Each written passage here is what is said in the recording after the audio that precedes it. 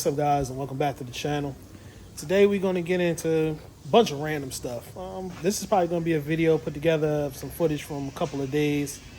Got a couple cars we want to get done before we start jumping back into some of the bigger stuff. Don't forget, still got the CTSV.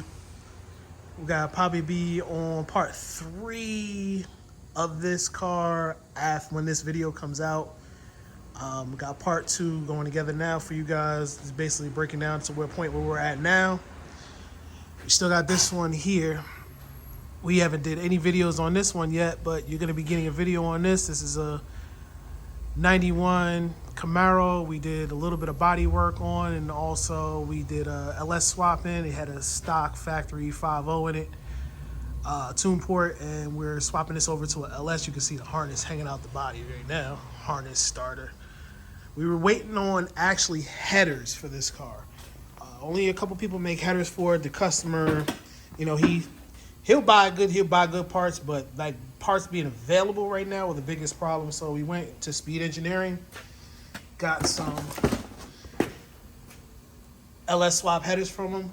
We're waiting on their Y pipe to come in, and this is their full exhaust, their full dual exhaust, true duals, that we got from Speed Engineering for the car. We're gonna be going over what we did to get the motor installed, as far as wiring and plumbing the fuel system, and getting all the electrical stuff done, intake, everything, so that way we can go ahead and get it started. It's still got blankets on it because, like I said before, it did get painted. We do got the V. The V's coming up soon. We're actually gonna be doing a lot of work on this in the upcoming week. But what we got going on today is, if you walk along with me, we got a 1996 Chevy Impala. You know, everybody wants one of these cars. This car has 56,000 original miles on it. The owner of the car now is the second owner. The first owner was the gentleman who had it since it was brand new in 96. I used to see this car, every day. I used to be parked in the same spot in the city of Orange where I used to work at. And for years and years and years, everybody tried to buy the car off of the gentleman, and he didn't want to sell it. But when he was getting a little older and couldn't drive anymore, he decided that he wanted to sell it, and he ended up selling it to a good friend of mine. Problem is, the car sat so long that the minute he started driving it, the motor went. It literally spun a bearing, started knocking. He had to park it up for a couple months. He had another shop build a motor for it, and that motor was built incorrectly. It ended up basically spinning bearings. I spun every single rod bearing. I've never seen a motor spin every single rod bearing. It actually had a failure where the oil push rod that sits where the distributor would normally sit on a small block Chevy on LT1 motors, which is what this car comes with. The LT1 motor has a short half of a drive shaft. I'm sorry, not drive shaft. A half of a distributor. Has a half distributor that spins the factory oil pump and oil push rod that would normally spin by a distributor. Because you know on these motors, the distributor is in the front. So what ended up happening is he forgot to put that piece in when he put the motor together. So when he started it and had it running, it never had oil pressure. By the time it got to me, because he was trying to figure out why the motor wouldn't quiet down, come to find out after we tore the motor down that it didn't have that push rod inside, which caused it to eat the motor alive. I had a motor sitting on the shelf. I ended up selling it to him at a good deal, ended up putting it in. After that, literally the car sat for 4 years. The customer was he buys and sells houses, so he had buying and selling houses, and the car just sat. Now it's here because we're trying to get the car together, get it to the paint shop, get it back on the road for the summer, here a couple years later. And now we have to do the maintenance work to the motor because the valves were never double checked after the motor was installed, and it had some codes in the system. It mainly had a code for the crankshaft position sensor, and it also has some codes for the O2 sensors. But the O2 sensors on this car, if you look at the exhaust, if I can get you some light under here, if you see, if it'll focus, the cats were deleted on this car. So when the cats were deleted, they deleted the rear hole O2 hole sockets for the O2 sensors.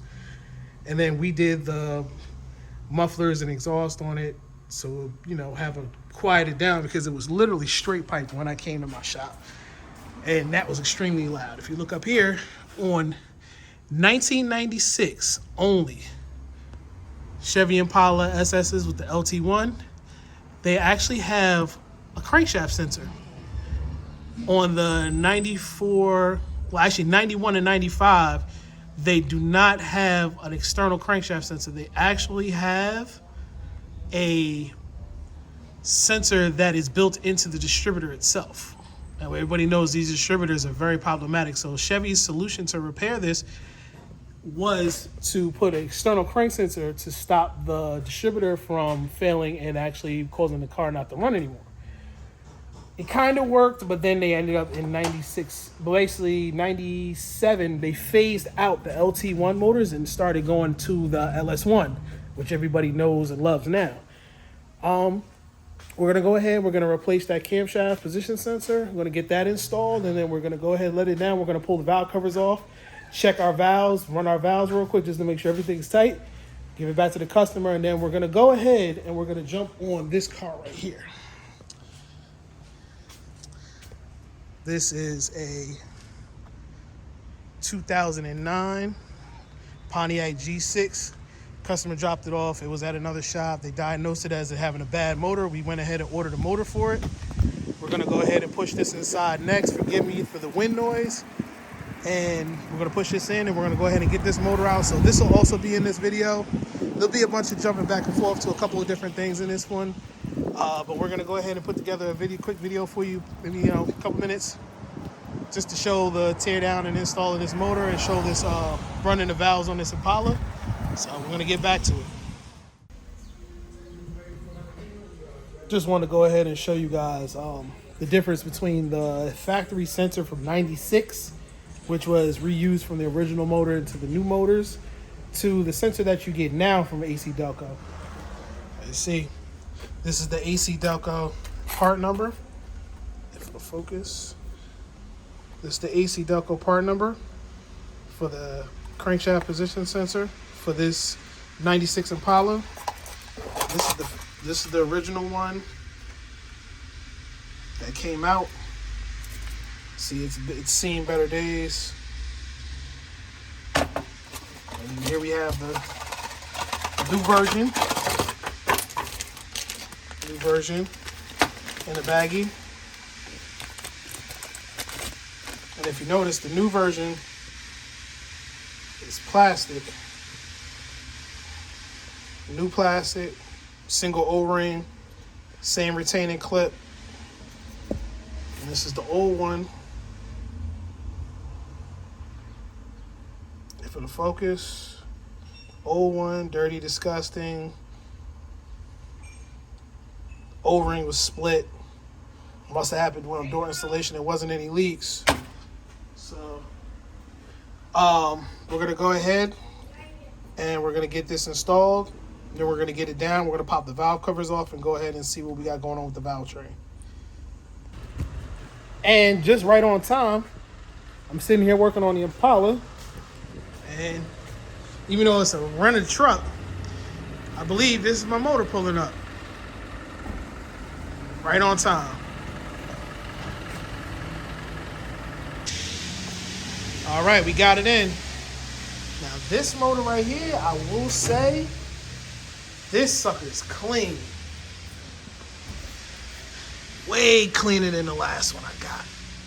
Came with an alternator, compressor. We'll be able to give the customer a lot of spare parts to keep for their car in case something else goes wrong later on down the line.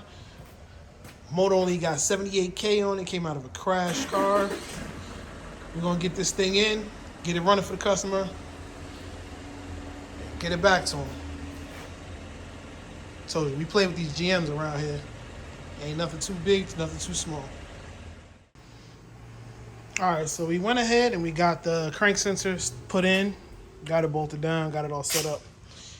Started up way easier now. It didn't do the long crank before it started. But now, take a look. As you can see, we got the driver's side valve cover off. Don't pay attention to the motor. Like I said, the car, after I put the motor in, it sat for years. All the paint got chipped off the intake and leaves and stuff everywhere. We're gonna go ahead and clean all of this up before the car leaves. But basically, these are adjustable Chevy Performance 1.6 roller rockers. We're gonna go ahead and run the valves real quick. Basically, we're gonna bump the car over until both the intake and exhaust valve on the specific cylinder is all the way at the base lobe of the camshaft, which basically means that there's no tension on the push rod except for what's called preload. Preload is what you actually put into the lifter, which some people use a quarter turn, some people use a half turn, some people may even use a full turn depending on what it calls for, the lifter's request. But that basically preloads the lifter, so that way when the valves open and close, it ensures that the lifter will open and close the valve at the correct time versus it opening late or early on the exhaust or the intake stroke, and it'll cause the car to run like garbage. So what we're gonna go ahead and do now is we're gonna bump the motor over till we get each cylinder at top dead center, which would basically take all the tension off the rockers. And that will also allow us to set basically the preload on each cylinder.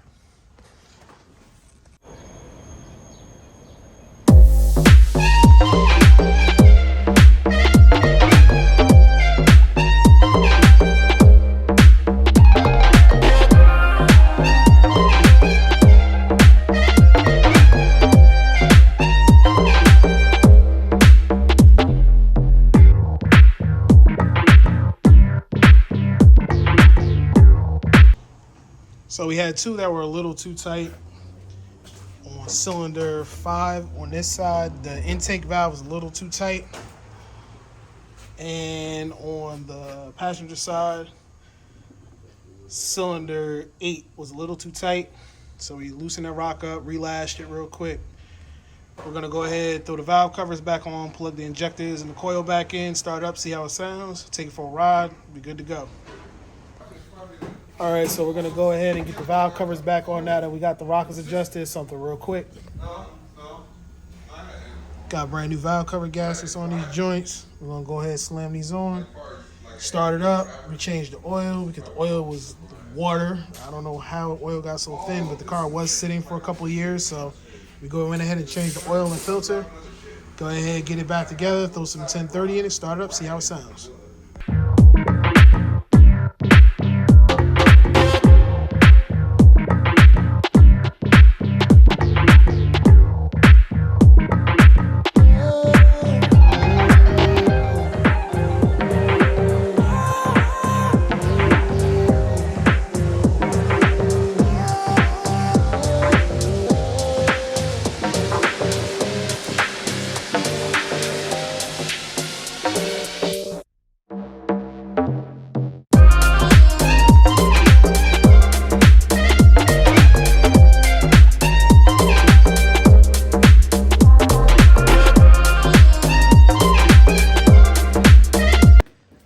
So it's all fun and games, right? So you come into work one morning and the AC unit is on because it's 9 million degrees outside. This unit's like God knows how many years old. Worked perfectly last summer, right? Everything's all good. I walk in the shop this morning. To puddle on the floor. Gotta love it.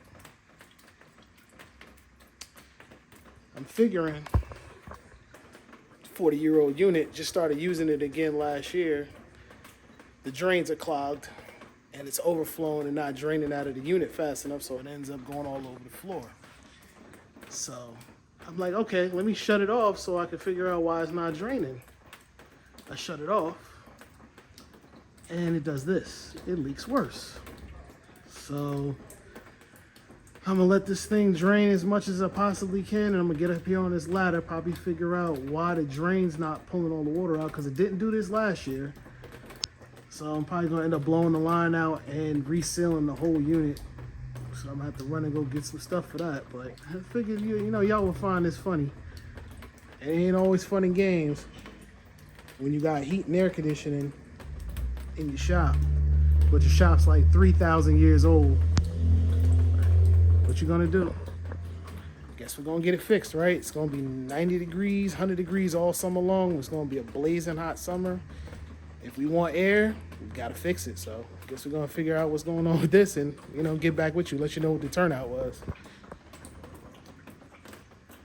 But right now, it's a water park. What a Sunday. Good thing I came to work early, because I'm in here and I hear dripping. Couldn't figure out where the water was coming from. I'm like, nah. That's probably something the gutters draining outside because the roof needs to be cleaned, or the gutters are clogged up and there's a little bit of water drips in on over there by the heater. No, it's the AC unit. Been on all night, draining all over the floor. So either it iced up or the drain got clogged. So we're gonna figure it out.